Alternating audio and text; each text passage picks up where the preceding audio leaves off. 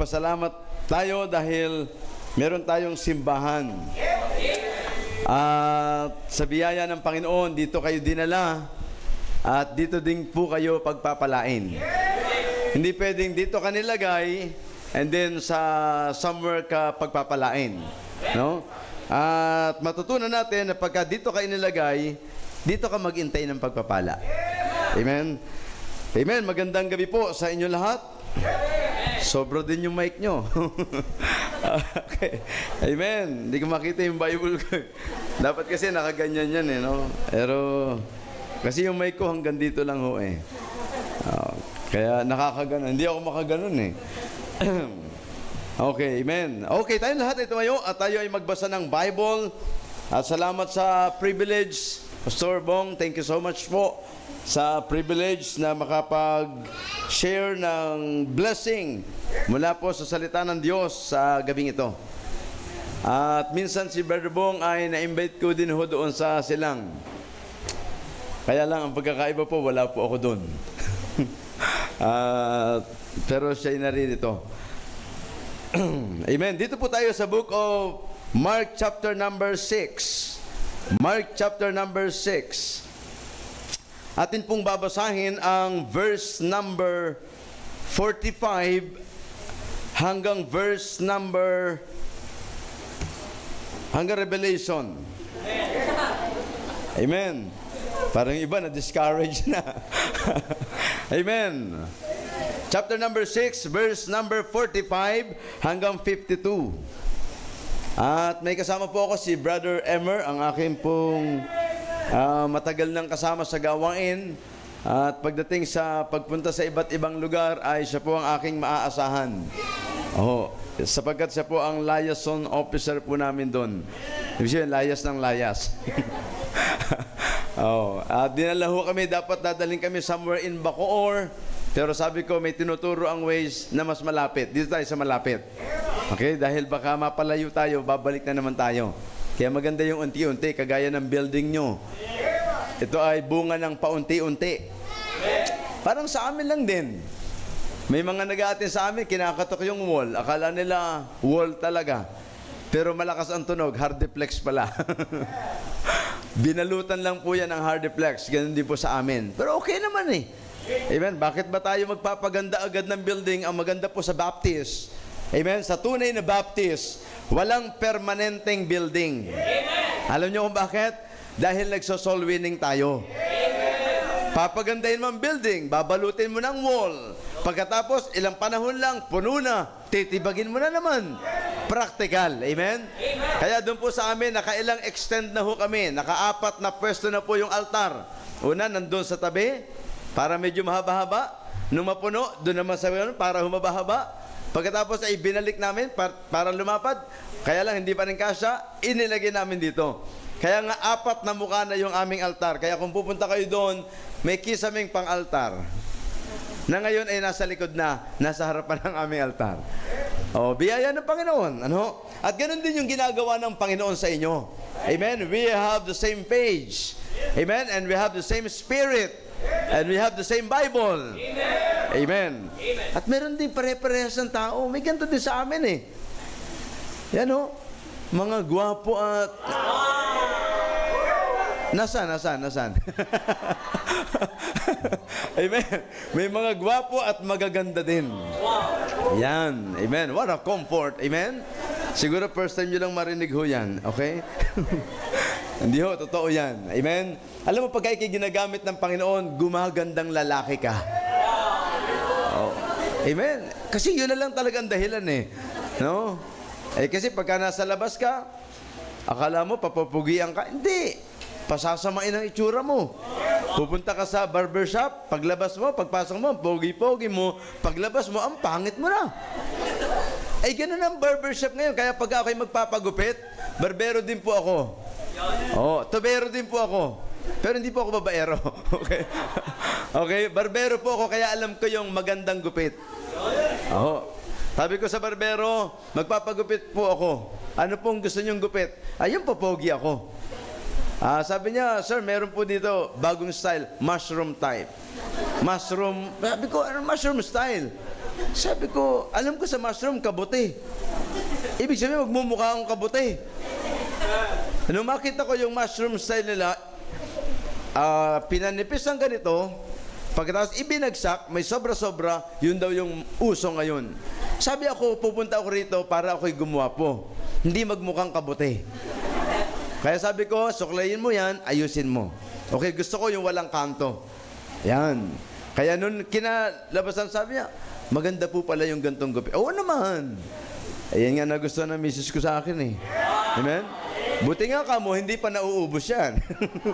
Kasi pag naubos yan, baka ibalik na ako ng misis ko sa amin. Okay? So, sige po, magbasa na ho tayo ng Bible. Hanggang anong oras po ako dito, Pastor Bong? Amen? Hanggang 11:30 ng madaling araw. Praise the Lord. Amen. Ay, hindi po, maglalaba pa ho yung kasama ko eh. Amen. Verse number 45, sa inyo po ang 46, at sabay-sabay tayo sa verse number 52. The Bible says, and straightway he constrained his disciples to get into the ship and to go to the other side before unto Bethsaida, while he sent away the people. Verse number 46.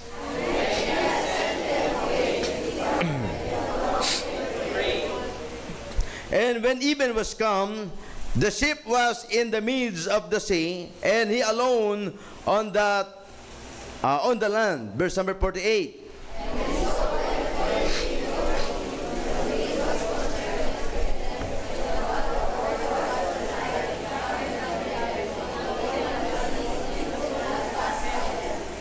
Ha?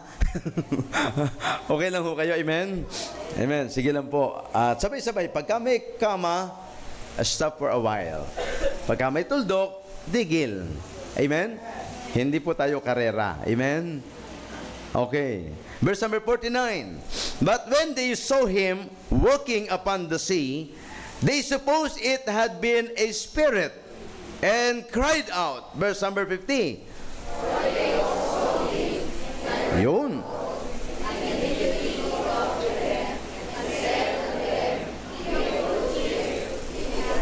Wow! Amen? Di ba? Ang gandang pakinggan?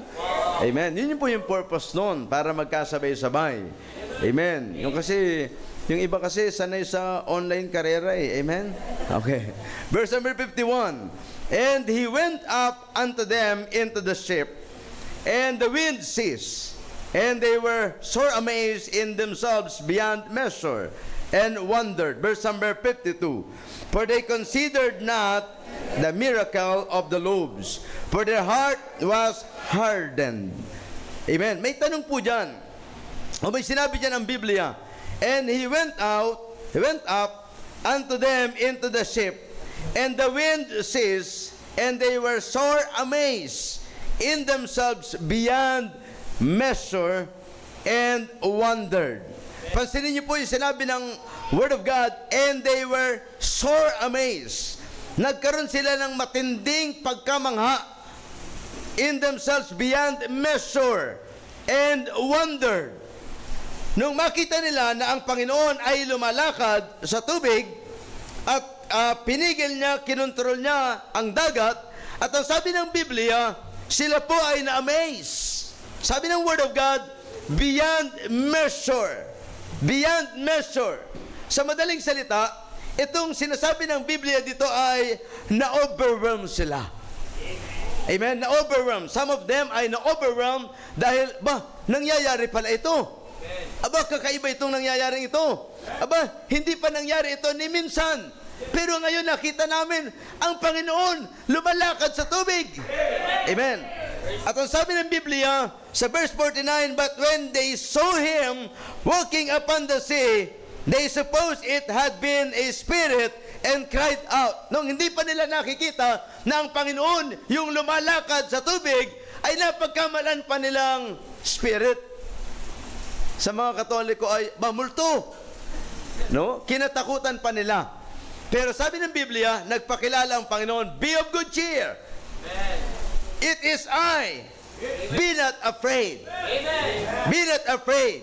Amen. Tayo po'y manalangin. Panginoon, pagpalain niyo po ang mensaheng aming pag-aaralan.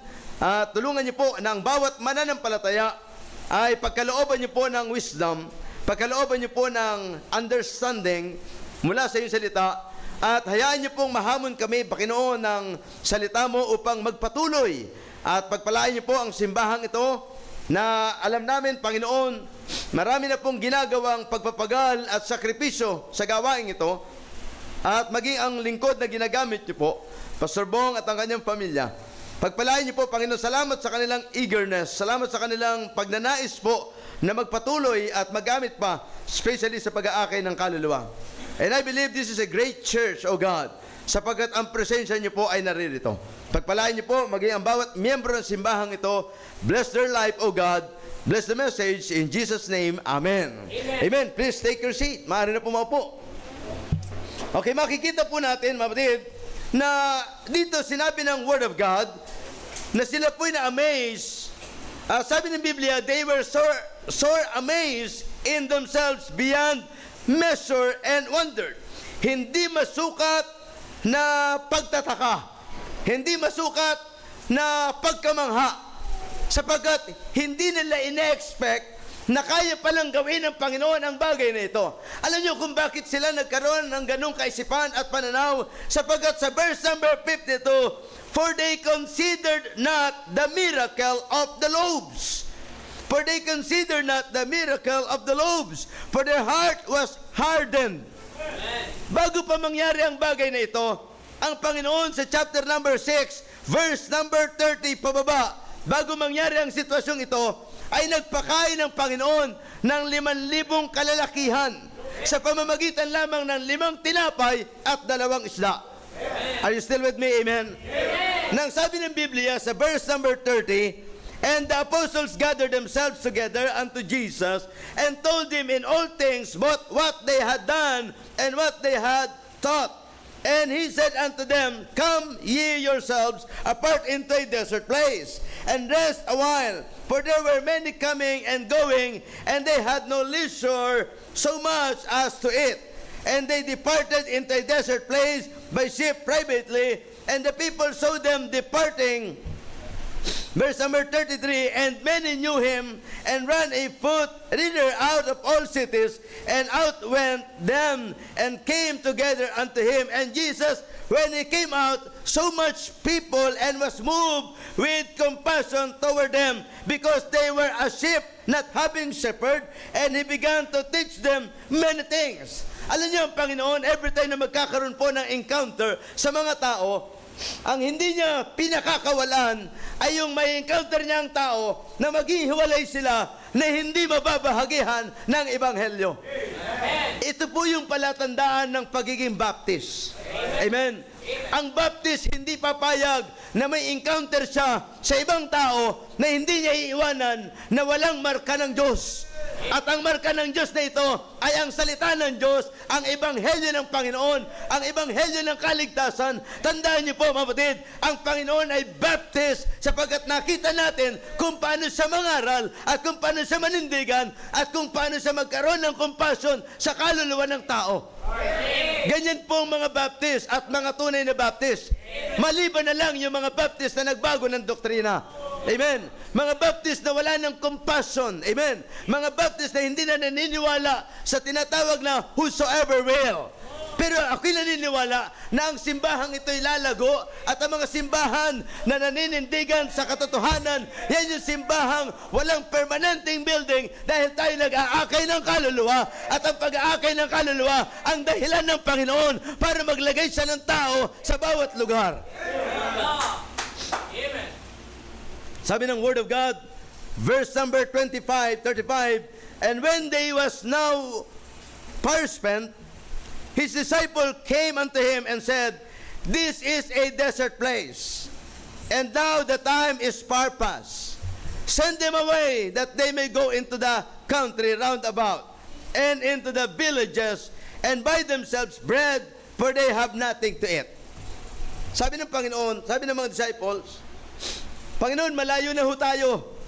Malayo na nalalakad natin, nasa disyerto na ho tayo, and tanghali na, at wala silang pagkain. Pauwi na natin sila. Let us send them away para bumili ng pagkain nila. Siguro sabi ng mga disciple, wala tayong offering, Panginoon. Huwag na natin silang pameriendahin. Pero alam nyo ang gagawin ng Panginoon? Hindi niya hahayaang magutom ang mga taong nakikinig ng salita ng Diyos. If there is no way, God will make a way.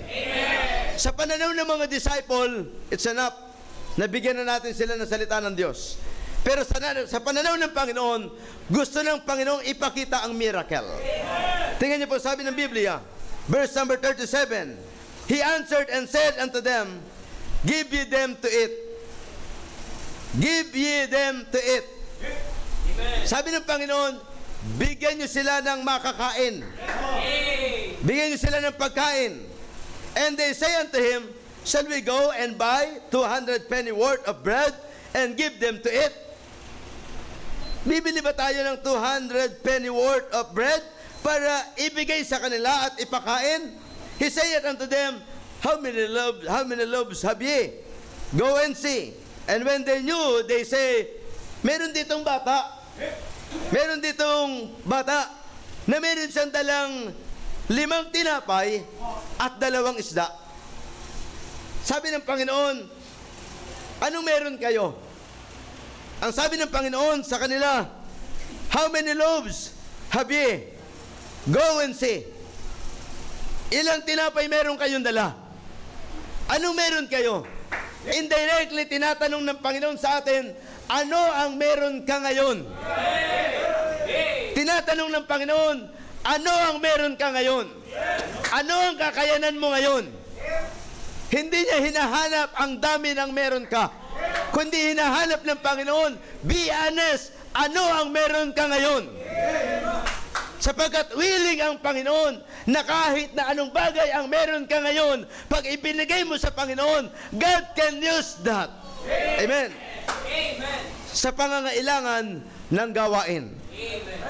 Tandaan niyo po, ang simbahang ito, kung kayo ay naniniwala na ang simbahang ito ay para sa Panginoon, at ang simbahang ito ay galing sa Panginoon, at ang simbahang ito, ang priority ay ang kaluluwa ng tao, isang tinatanong ng Panginoon, anong bagay na meron ka?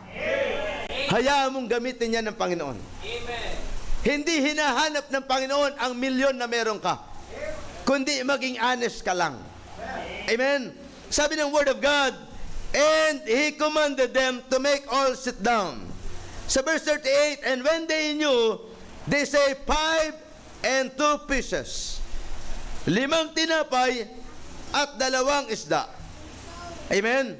5 tinapay at 2 isda. At sabi ng Panginoon, okay, ikuman nyo ng mga tao ay umupo by companies upon the green grass. And they sat down in ranks by hundreds and by 50s.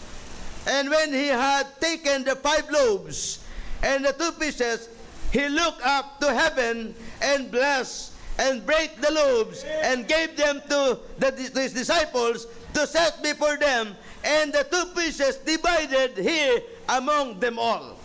Nakita nila kung paano ang Diyos ay nagpala sa 5,000 kalalakihan na pinakain sa pamamagitan lamang ng 5 tinapay at 2 isda.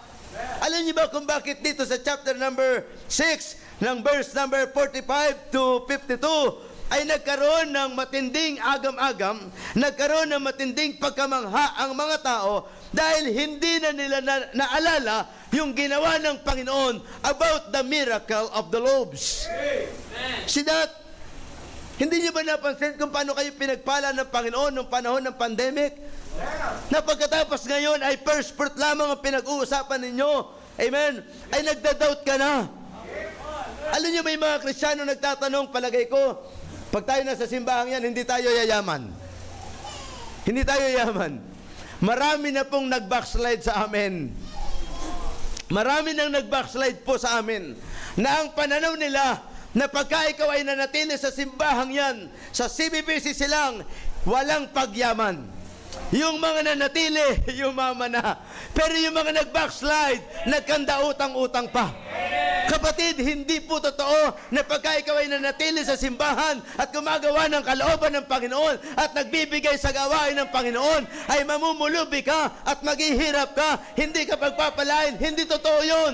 Yung mga nag-backslide, sila yung namumulubi. Alam niyo po, ang kailangan natin ay pananampalataya. Amen. Ang kailangan natin ay pananampalataya. Consider the miracle of the loaves. Alalahanin natin ang miracle ng 5 tinapay at 2 isda. Minsan nagda-doubt ka sa buhay mo. Dahil madalas, pagka ikaw ay dinadalaw ng problema, Lord, ito bang gusto mo sa amin? Hindi mo ba alam na meron pang mas mabigat na problema na dinanas ka? Pero ngayon, kwento na lang yun. Mabuti na nga lang, hindi na lang ikaw ang naging kwento. Kundi ang kwento ay yung nangyari na lang sa'yo. Pero habang ikinukwento mo, ang bagay na yun ay buhay ka. Samantalang yung iba, kwento na lang ngayon. Ikaw, karanasan na lang ang kwento. Amen? At buhay ka pa. That's the miracle of God sa buhay mo. Di ko alam yun, Pastor Bong, na nangyari sa inyo yan. Namuntik na kayo maging kwento. Oh. Mapalad kayo dahil meron kayong pastor na malakas ang pananampalataya. May guts. Nakita ko yung 3. 3 po anak nyo? Wow. Mga lalaki? Pambira. Wow. Ako po may bonus na isa. 3 lalaki at 1 babae. Ayan po. Pero matagal-tagal pang panahon bago ko mapakinabangan ng ganyan yan. Dahil yung aking bunsong anak ay 3 taon pa lang. Ilang taon yung bunso nyo? Ha? 25. Pambira, 22 years pa. 25. Di ba dati problema nyo rin yan, Pastor, ano? Ha? Kayo ang problema. Pero salamat, ngayong katuwang nyo na sa gawain. Pag nakikita ko yung 3 yan, natutuwa ako dahil sabi ko, pambihira. Imagine sa gawain ng Imus, ay merong 1 pastor at may 3 deacon. Amen? Na nagko-control sa pastor. Pag nagkakasakit. Amen? Ibig sabihin, tinutulungan nyo ang pastor. Amen? Maging blessing po kayo. Sapagkat hindi ho lahat ng pastor may vision na kagaya ng pastor ninyo. Amen? Sipin mo saan ka nakakita ng subdivision, may simbahan? Wow! Multi-purpose. Purihin ang Panginoon. Dahil meron kayong magandang relasyon sa community. Ay yung iba nga, hindi na subdivision, binabawalan pa silang magkaroon ng simbahan doon. Bakit? Hindi maganda ang testimony. Kaya nga panatilihin niyo po yan. Huwag niyong aawayin yung mga kapitbahay. Ipanalangin. Pag nangangailangan, tulungan. Salamat sa vision ng inyong pastor. Amen? At naniniwala ako, hindi lang po ito ang mararating ninyo. Amen? Salamat sa Panginoon na tayo ay pinagpala na ng Panginoon. Kaya nga huwag kang ma-amaze. Amen? Huwag kang magkakaroon ng matinding pagkataka. Dahil minsan ang nangyari sa buhay nyo na kayo'y pinagpala ng Panginoon. Amen. Kaya nga po, ngayon pong umaga, ngayon pong, ano bang oras na ngayon? 7 pa lang. Amen. Meron pa akong 8, 9, 10, 11, 4 na oras at kalahati. Praise the Lord. Amen. Tingnan niyo po, sabi ho ng Biblia, ang Diyos ay naglatag na ng pagpapala. Hindi, binibiro ko lang ho kayo. Wag ho kayo maniwalang hanggang 11:30 tayo. Okay, baka patay na ho ako noon. Amen? Okay. Deuteronomy chapter 11, verse number 26. Deuteronomy chapter 11, verse number 26. The Bible says in verse number 26, Behold, I set before you this day a blessing and a curse. Sabi ng Panginoon, masdan ninyo, ibinigay ko na sa inyo ngayong araw na ito ang pagpapala at ang sumpa. Ang formula para makamtan ng blessing, if ye obey the commandments of the Lord your God, which I command you this day. And a curse if ye will not obey the commandments of the Lord your God, but turn aside out of the way which I command you this day, to go after other gods which ye have not known. Tandaan po natin, may blessing na at may sumpa. It's up to you kung alin ang pipiliin mo. Bless ka sapagkat naririto ka at sumusunod sa kalooban ng Panginoon. Are you still with me? Amen. Amen. Kaya nga, ang kailangan natin gawin ay manatili. Pero tandaan po natin, may blessing ka na, may pagpapala ka na, may blessing ka na naririto, at very obvious na ikaw ay pinagpala na ng Panginoon. Amen. The title of our message this evening, don't let the blessing turn into curse. Amen. Huwag mong hayaan na ang blessing ay mapalitan ng sumpa. Amen. Paano mangyayari ang bagay na ito? Binigyan tayo ng pagpapala ng Panginoon. Ang kailangan na lang natin, hanapin natin kung paano gagamitin ang pagpapala. Amen. Binigyan ka ng trabaho, simple lang po yan. Diyos ang nagbigay ng trabaho, huwag mong unahin ang trabaho. Diyos pa rin ang unahin mo. Amen? Are you still with me? Amen? Kaya nga po, number one, paano mangyayari na ang blessing ay magiging curse? Paano mangyayari na ang pagpapala ay magiging sumpa? Number one, if we prioritize the blessing instead the source of it. Pag pinrioritize natin ang blessing kesa sa source ng blessing. Ang sabi ng Bible, sa Proverbs chapter number 10, verse number 22, the blessing of the Lord, it maketh rich, and He added no sorrow. Ang blessing ng Panginoon, ito ay, the blessing of the Lord, it maketh rich. Hindi ito magdadagdag ng sorrow, kalungkutan, kapighatian sa buhay. Bakit may mga Kristiyano na binigyan ng bahay, pero naging sumpa sa kanya ang bahay? Dahil sa araw ng linggo, hindi makasimba sa bahay panambahan, dahil yung bahay na ibinigay ng Diyos sa kanya, hindi niya maiwanan. Mag-o-online na lang ako, pastor. Walang tao sa bahay. Sino bang nagbigay ng bahay? Amen? Ang Diyos. Kailan naging sumpa yung pagpapala?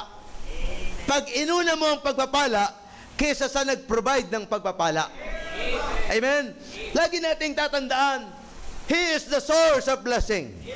Ano mang pagpapala na meron ka, patikim pa lang yan ngayon. Kapatid, patikim pa lang yan ngayon. Sabihin ko ho sa inyo, kung meron ka mang trabaho, patikim pa lang yan. May isang kapatiran, sabi ko sa kanya, about 52,000 na lamang ang kanyang pera, at wala na sa tingin niya, hindi na pera yung 52,000 or 53,000, something like that, para ipagsimula ng business. Pero sabi ko, bakit hindi natin ipanalangin na kung pagpalain ka ng Panginoon, isipin mo yan ay patikim pa lamang, lagi mong unahin ang Panginoon. Almost give up na siya at ayaw na niya magpatuloy. Pero salamat sa Panginoon, ginawa at pinili pa rin niya na magpatuloy sa gawain ng Panginoon. Ngayon yung 52,000, napakalaki na ng kanyang puhunan. Material pa lang yun. Pero ang blessing sa kanya, doon sa kanyang kumpanya, ang motto nila ay ito, sales, o souls before sales. Souls before sales. Hindi pwedeng unahin ang sales bago ang souls. Sa tuwing yayapak ang tao sa kumpanya niya, hindi pwedeng hindi babahagihan ng kaligtasan. Pagka ayaw tumanggap sa Panginoon, kahit gaano kalaki ang sadya niyan, hindi nila ipapriority yan. Dahil kailangan maligtas ka muna. Amen? Bakit hindi natin gawin ang bagay na ito? Alam niyo po, mga kapatid, yung araw, yan ay yan ay, yung araw na yan ay naglalarawan ng source, ng Diyos. Ang Kristiyano, ito yung pinakang Kristiyano, yung tao ay naglalarawan ng Kristiyano. At yung kanyang anino ay naglalarawan ng pagpapala. Are you still with me? Amen. I know some of you ay alam ng ilustrasyon na ito.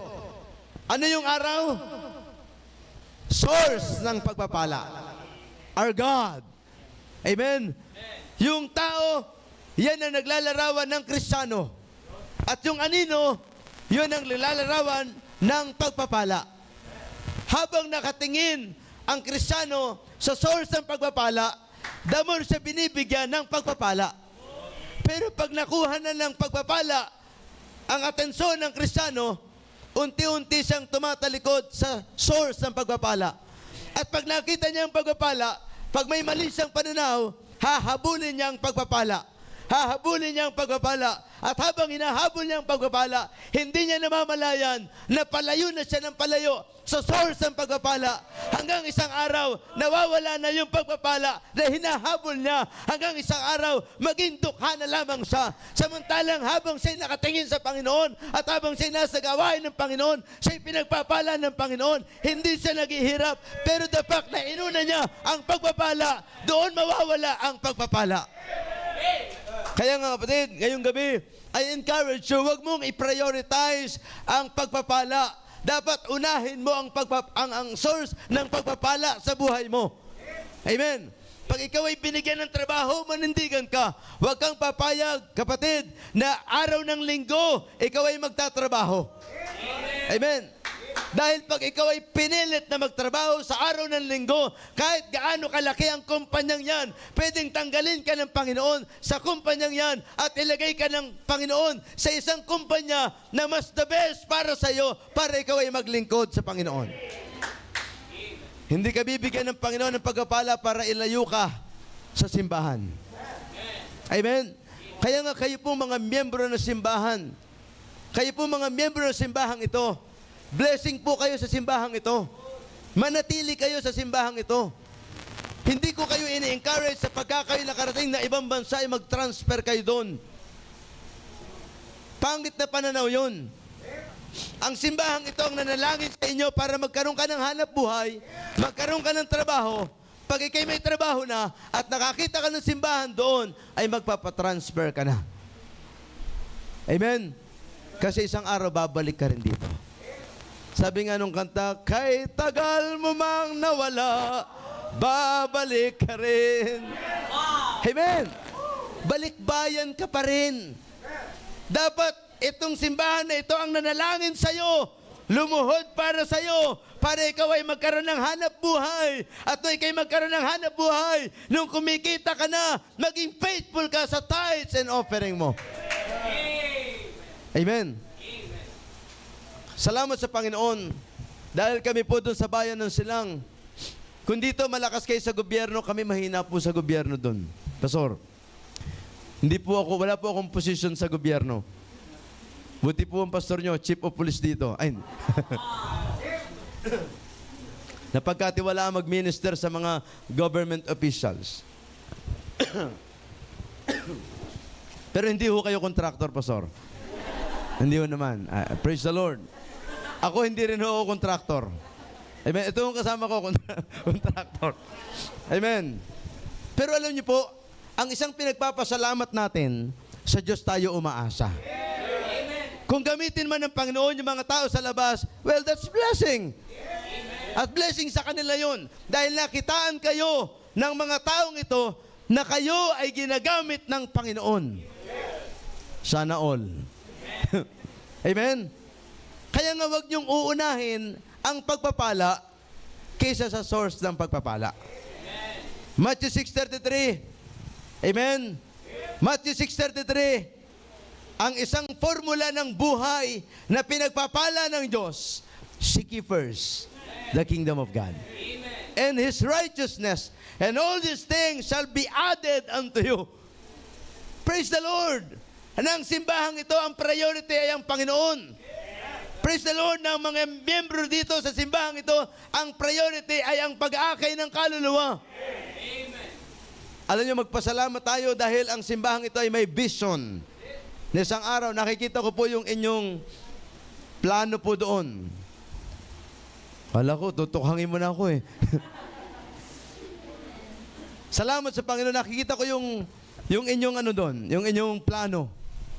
At yung planong yon, pambihira, larawan yon na kung anong pananampalataya meron po ang simbahang ito. Amen? Kami may plano ho din. Plano lang ho yun. Oh, pero, sandali lang po. Wait lang po.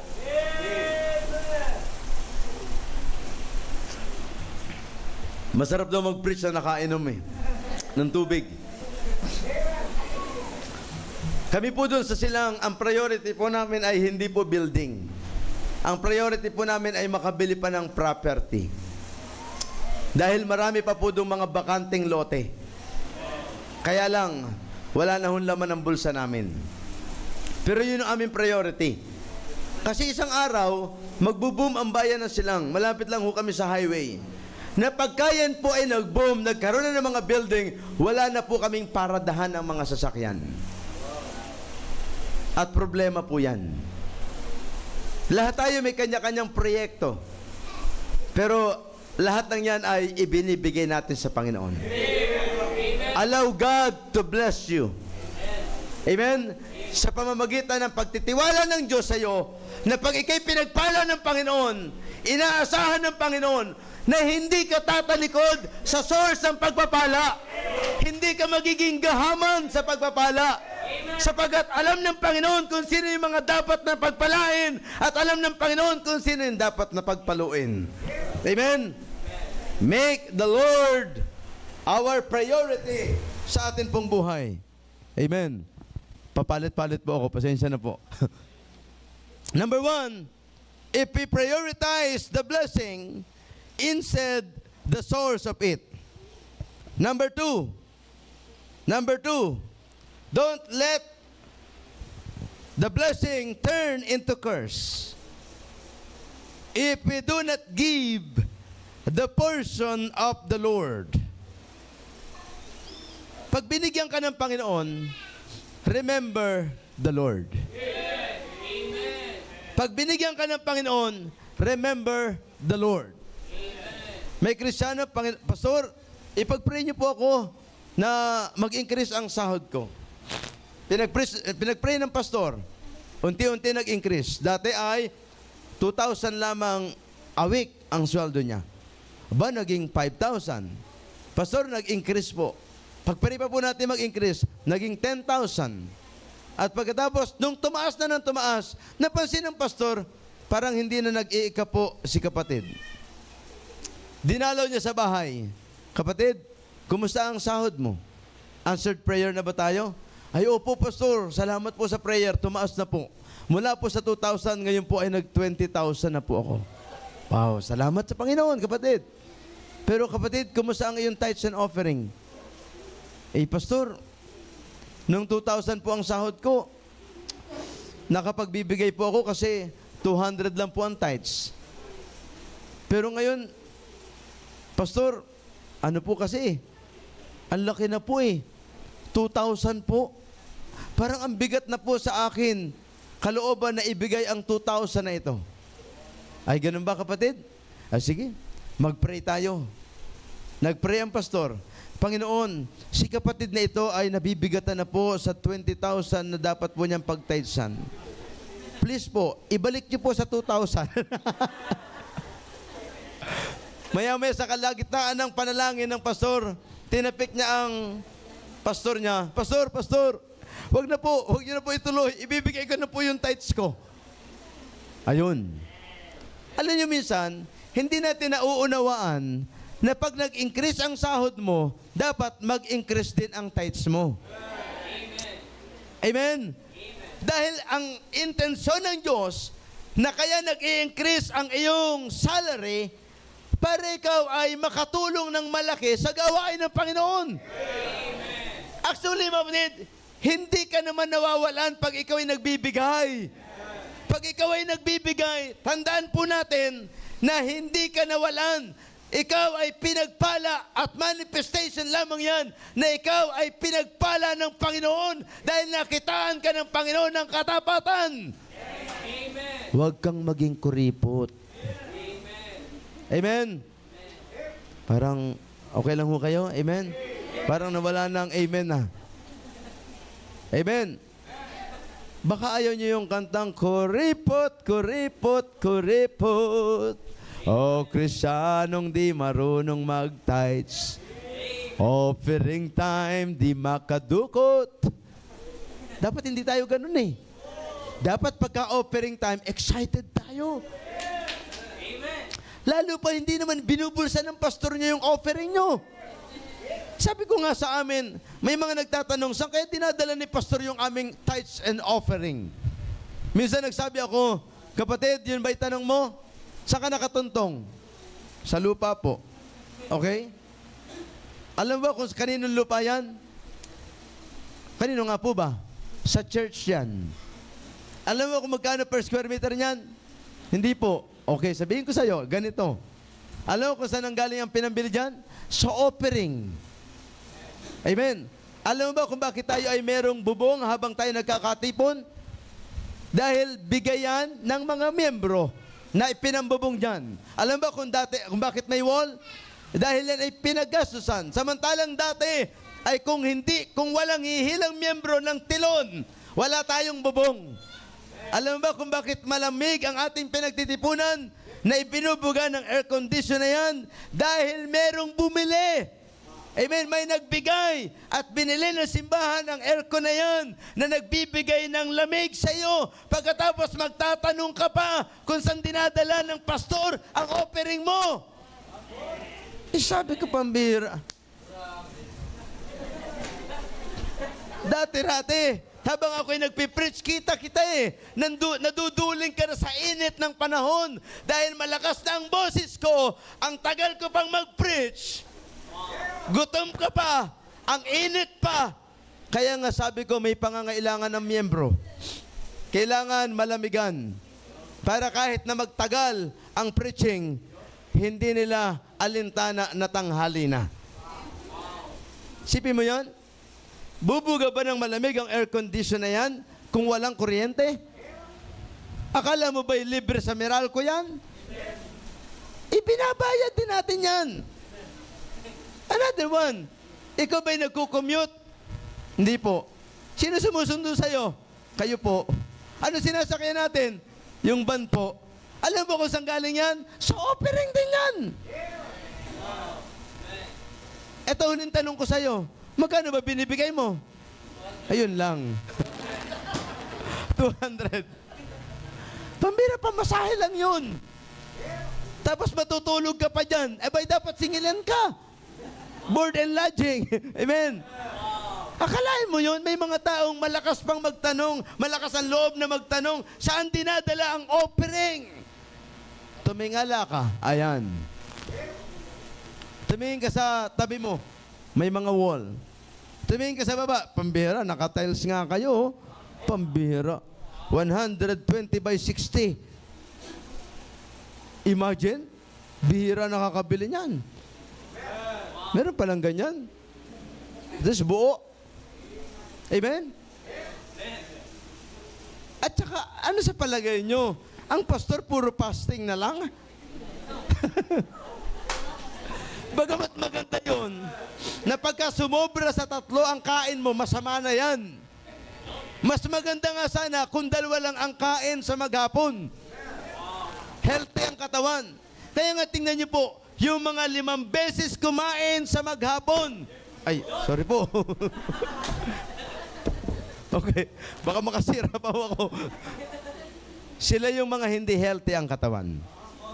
Amen? Eh, ang pastor nyo, napaka-concerned sa katawan po niyan. Pastor, ilang beses po kayong kumakain? 3. Amen. Umaga, tanghali, hapon. Ibig sabihin, tama ang ibinibigay ninyo. Kasi nakakakain pa ng 3 beses ang pamilya ng pastor at ang pastor. Amen. Paano kung 1 beses na lang nakakakain? Kasalanan nyo yun.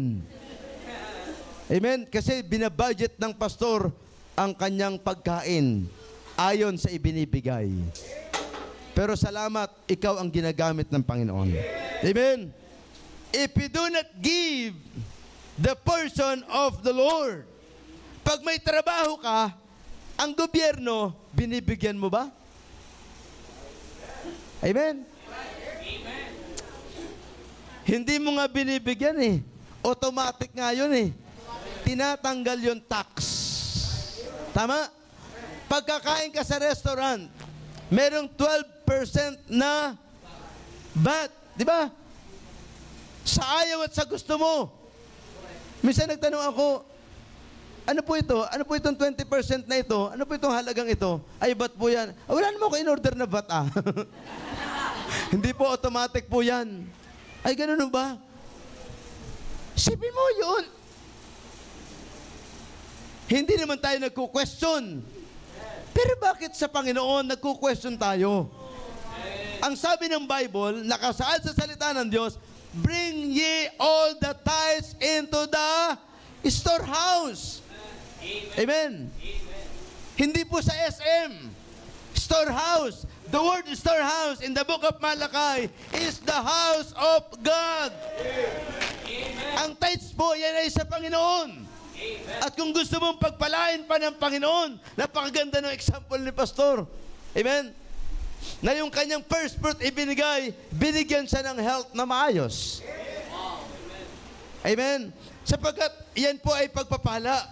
Kaya nga ako'y naniniwala, pagka ikaw ay pinagpala ng Panginoon, huwag mong i-focus ang attention mo doon. Sa Panginoon ka pa rin mag-focus. At ibigay mo ang para sa Diyos. Amen? Yung mga anak ko, sabi ko, ito baon mo. Ito amount. Pag hindi ka nag-tithes, sa susunod na linggo, babawasan ko yan. 50 pesos ang bawas. Eh, pag nakadalawang linggo, 100 pesos ang bawas. Hanggang sa wala ka ng baon. Dapat ang bata, tinuturuan din natin na mag-tithes and offering. Pastor, mga bata yan. Abay, kailan mo patuturuan? May kasabihan, amen, ang matandang kawayan, pag hindi mo hinatak, amen, ayon sa gusto mong hubog, pag matanda na yan at hinatak mo yan, papalo sa'yo yan. Dapat bata pa lamang, tinuturuan na natin. Amen? At salamat sa Panginoon sa mga faithful. Thank you very much. Ang inyo pong simbahan ay larawan ng katapatan ng Diyos at katapatan mo sa gawain ng Panginoon. Lagi ko sinasabi sa mga member po sa church, sabi ko mga kapatid, anumang nararating natin sa simbahang ito, sa gawain ng silang, yan ay larawan ninyo, mukha nyo yan. Yan ay mukha nyo. Yan ay pagmumukha nyo. Amen? Larawan nyo yan. Yan ay larawan ng pagkatao nyo kung paano kayo magmahal sa gawain. Pagka tayo ay puro tagpi-tagpi, butas ang bubong, walang maibiling bubong habang tumutulo, larawan nyo rin yan. Pero salamat sa Panginoon na every time na may pangangailangan sa gawain ng Panginoon, may mga miyembro na all out sa gawain ng Panginoon. Amen. Kaya nga, salamat na ang simbahang ito ay may mararating. Number 3, blessing will be a test of our faithfulness. Amen. And also our unfaithfulness. Larawan. Yung blessing, yan po ay resulta or test of our faithfulness. Kaya ikaw ay pinagpala dahil faithful ka. Kaya hindi ka pinagpala, baka kulang pa. Amen? Sinong gustong pagpalain? Taas ang kamay. Ilan lang? Wow, praise the Lord. No, ako'y nasa Buho pa, mission pa lang ho kami. Sabi ko mga kapatid, sino sa inyo ang gustong mag-tithes ng 1 million? 1 million. Walang nagtaas. Sabi ko pambira, hindi nyo talaga nauunawaan. Pag nag-tithes ka ng 1 million, ibig sabihin, binigyan ka ng Panginoon ng 10 million. Yung 10%, ibigay mo yun. Pero may mga nagtaas. Alam niyo mga nagtaas? Sa biyaya ng Panginoon, nagawa nilang mag-tithes ng 1 million. Oh, pero hindi po yung 24 hours. pinanalangin talaga nila. At sa bawat maliit na pagpapala, naging masinop sila para ibigay ang kanilang tithes and offering. Amen? Alam niyo po, Modid, ang pera ng simbahan ay ginagamit sa gawain ng Panginoon. Kaya nga isang araw, pagpalain kayo ng Panginoon. Amen? Na maitayo yung building na yan. At ang building na yan, ang simbahang ito, ay maging landmark sa lugar na ito ng ebanghelyo ng Panginoon. Amen? Kaya nga wag tayo maging kuripot sa gawain ng Panginoon. Ang kailangan natin gawin, mag-sacrifice. Ang kailangan natin gawin, maging faithful. Ang kailangan natin gawin, magpatuloy. Amen? Number 4, lastly, God bless us that we may be a blessing. Kaya ka pinagpala ng Panginoon para ikaw ay maging pagpapala din sa iba. Number 1, to other Christian. Amen? Kaya ka pinagpala para maging pagpapala ka sa ibang Kristiyano. Number 2, amen, to the house of God. Sa simbahan ng Panginoon. Alam niyo po, I'm sure kung wala nagbigay sa gawain, wala naman kayong loting ganito. Wala kayong ganitong simbahan. Mabuti nga kayo, may tagapag-design na kayo ng simbahan. Amen? At hindi ko alam kung may tagagawa na rin kayo ng simbahan. Diba? Kayo-kayo na rin. Biyaya ng Panginoon. Yun ang blessing eh. Kaya maging blessing tayo sa simbahan ng Panginoon. Amen? Pag may pangangailangan, Pastor, bakit wala pong ganun? Ayun, ikaw ang kinausap ng Diyos, ikaw ang gamitin ng Panginoon. Amen? Pastor, bakit wala pa pong pinto? Ayun, pambihira, nakita mo ang pangangailangan. Ibig sabihin, sa'yo nangungusap ang Panginoon. And be willing na ikaw ay magamit ng Panginoon na i-provide ang pangailangan yan. Alam niyo, isang pinagpapasalamat ko sa Baptist Church na lahat ng dinonate ng miyembro, walang pangalan. Na donated by family ganito, family ganun. Alam niyo kung bakit? Iniingatan ng pastor nyo ang reward nyo doon sa langit. Kasi pag may nag-donate ng pinto, sa unahan pa lang, donated by family ganito. Lahat na lamang, wow, pambira. Ang galing naman ng pamilyang ito. Eh kada maririnig mo yun, magyayabang ka na lang. Aangkinin mo yung luwalhati. Pagdating sa langit, wala ka ng reward. Amen?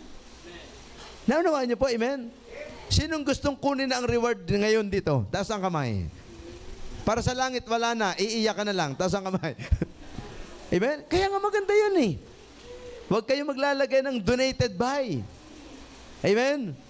Huwag tayong gumaya sa iba. Sabi ng Buddhist, sa Catholic, sabi niya, mas mayaman kami. Hindi sa Vatican pa lang namin, ang yaman na namin. Hindi tingnan mo, yung Diyos nyo, kami ang gumawa. Pagtingin sa Diyos nila, made in China. Di ba? Hindi ho ganun sa atin. Lahat ng na-accomplish natin dapat sa langit maisulat. Amen? Bukod yung record sa office, siyempre. Para anytime na may mag-question, at least may ipapakita. Pero bukod yung sulat sa langit, na alam ng Diyos na ikaw ang ginamit ng Panginoon. Amen? Be a blessing. God bless us that we may be a blessing to other Christians, to the house of God, and to the needy. Amen? Sa mga nangangailangan. Alam nyo, ang tao ay nangangailangan ng kaligtasan. Maging blessing ka. Sabi ko nga kanina sa amin sa church, ang ating gobyerno ay may sakit. At ang sakit na ito ay sakit na noon pa, na hanggang ngayon, kahit na sinong doktor ay hindi makagamot ng karamdamang ito, ang sakit na ito, sapagat ang sakit ng gobyerno natin ay kasalanan. Kaya nga maraming kurakot, corruption. Sa Bible, meron na ho yan noon pa, na hindi nagagamot, na ang tanging gamot ay ang salita ng Diyos. Sila'y nangangailangan ng salita ng Diyos para maunawaan nila kung paano mapaglalabanan ang tukso sa material na bagay. Kaya nga, be a soul winner. Nakita ko yung mga soul winner kanina dito. Nabibigyan ng notebook. Nakita ko si Pastor Bong, masama ang loob, hindi siya nabigyan ng notebook. Sabi niya, nag-soul winning naman ako No? Dapat pala, nagsabi ako, Sir JB ng Souls Won ko nung nakaraan, no? Para at least may sulatan ako ng preaching, no? Amen? Pero blessing po yan. Yung ginagawa din po namin yan, each one, disciple one. Kami po ay meron pong programa ngayon sa 30 frontliners. Frontliners lang po muna. Sabi ko, every Saturday, 30 frontliners. 1 month na namin ginagawa. Dapat kayo ay may disciple na isa, at least one, na tututukan mo sa loob ng 6 na buwan para sa susunod na taon, next year, tayong 30 frontliners ay magiging 60 na tayo. At sa loob ng another year, yung 60 na yun ay magdi-disciple ng tigi-tigisa din. Sa susunod na taon, magiging ilan na? 120. Amen? Can you imagine 120 na sa susunod? Sa loob ng 6 na taon, sabi ko nga sa kanila, yung 600 in attendance, madali lang maabot yan. Kung tayo lamang ay magiging masinop at makikiisa sa programa ng simbahan, na tayo mag-akay ng kaluluwa, na mag-alaga ng tao, na turuan talaga ang tao na umibig sa Panginoon. Amen. Alam nyo, by the grace of God, sa biyaya ng Panginoon, na yung mga frontliners, meron silang tigi-tigisa na nanganak pa yung kanilang isang dinidisciple ng another person na na-invite nila, na isinasama nila sa church, at pagkatapos yung dinidisciple niya, nag-invite pa. Kaya nga, sabi ko nga, ilang panahon lang, itong building natin, wawasakin na naman natin yung wall. At i-extend na naman. Ang ganda ho ng programang yan. Kaya nga, ang mga COG, kaya sila'y mabilis lumago, dahil required ang bawat miyembro nila na magdala ng isa. At tinuturuan sila. Kung nagagawa nga yan ng mga businessman, yung networking, nagagawa nila yan eh. Amen? Kung paano mang-scam. Amen? Pero sa atin, di scamming yan eh. That is what we call change lives. Ginagawa natin yan para magbago ng buhay ng tao. Kaya praise God, na ang programa ng simbahan ay ang lumago. Amen? At hindi ang lumayo. Tayo tumayo, tayo manalangin. Dakilang Diyos, pagpalain niyo po ang salita mo. Salamat sa simbahang ito na may pag-ibig sa pag-aakay ng kaluluwa. Salamat sa masiglang spirito ng mga miyembro sa simbahang ito. Salamat po sa kanila pong pastor na may kasigasigan na nagnanais na lumago ang mga miyembro ng simbahang ito at may marating dakilang Diyos sa gawaing ito. I beg for your mercy, O God. Pagpalain niyo po ang bawat isa. Kayo po ang patuloy na mangusap. Bless niyo po ang mga miyembro ng simbahang ito at ang family po ng pastor at maging ang pastor, dakilang Diyos. Salamat sa iyong biyaya. I-bless niyo po ang invitation. Habang na kayo ko nakapikit, tawagin ko po ang inyong pong pastor para